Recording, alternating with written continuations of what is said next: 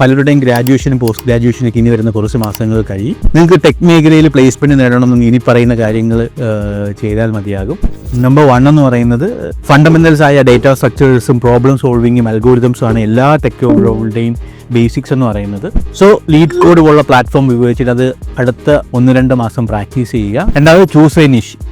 IT തന്നെ ഒരുപാട് areas ഉണ്ട്, like full stack development, data science, data analytics, data marketing, software testing. അപ്പോൾ ഇതിൽ ഏതെങ്കിലും ഒരു നിഷ് നിങ്ങൾ സെലക്ട് ചെയ്ത് ആ മേഖലയെക്കുറിച്ച് പഠിക്കാനും ശ്രമിക്കുക. മൂന്നാമതായിട്ട് കമ്പ്യൂട്ടർ സയൻസ് പഠിക്കുന്ന കുട്ടികൾക്കാണെങ്കിൽ ഡെഫിനറ്റ്ലി പ്രൊജക്റ്റ് ചെയ്യാൻ വേണ്ടി കാണുന്നതാണ്.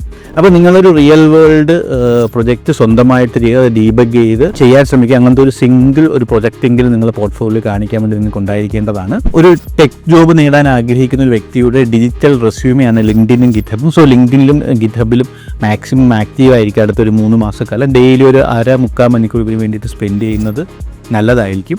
അഞ്ചാമത്തെ മാസ്റ്റർ ഡിഫറെൻറ്റ് ഇൻ്റർവ്യൂ പ്രോസസ്സ്. പല കമ്പനീസിലും ഡിഫറെൻറ്റ് ടൈപ്സ് ഓഫ് ഇൻ്റർവ്യൂ കാണും, like aptitude, group discussion, technical round, HR. അപ്പോൾ ഇങ്ങനത്തെ റൗണ്ടിനെ കുറിച്ചൊരു കൃത്യമായ അവയർനെസ്സും അതിനുവേണ്ടി കൃത്യമായിട്ട് പ്രിപ്പയറിങ് ചെയ്യുക. എന്തൊക്കെ ടൈപ്പ് ഓഫ് ഇൻ്റർവ്യൂസ് ആണ് ഒരു ഫ്രഷറിന് നേരിടേണ്ടി വരുന്നതിനെ കുറിച്ച് ഡീറ്റെയിൽഡ് ആയിട്ട് വീഡിയോ ഞാൻ ചെയ്തിട്ടുണ്ട്. ആ വീഡിയോ ലിങ്ക് താഴെ കൊടുക്കുന്നതാണ്, അത് നിങ്ങൾ കാണുക. ഈ പറഞ്ഞ കാര്യങ്ങൾ കൃത്യമായിട്ട് അതൊരു 3 മാസം നിങ്ങൾ ഫോളോ ചെയ്താൽ ഡെഫിനറ്റ്ലി നിങ്ങൾക്ക് ഒരു 3 to 3.5 lakh ഉള്ള ഒരു ടെക് ജോബ് ക്രാക്ക് ചെയ്യാൻ പറ്റുന്നതാണ്. നിങ്ങളുടെ ഡ്രീം കമ്പനി ഏതാണ്, നിങ്ങളുടെ നിഷ് ഏതാണെന്നുള്ള താഴെ കമന്റ് ബോക്സിൽ രേഖപ്പെടുത്തുക.